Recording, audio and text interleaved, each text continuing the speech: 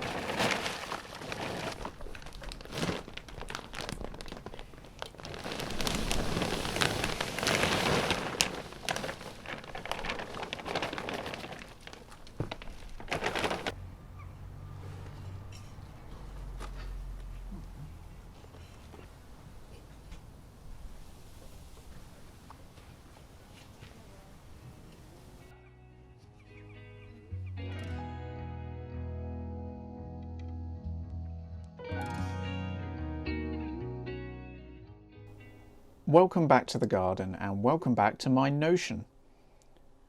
I'm just checking out my seeds database. We've already started sowing, so I need to come in here and make some updates. Let's check my sowing list. This is where I see the months I'm supposed to be sowing my seeds.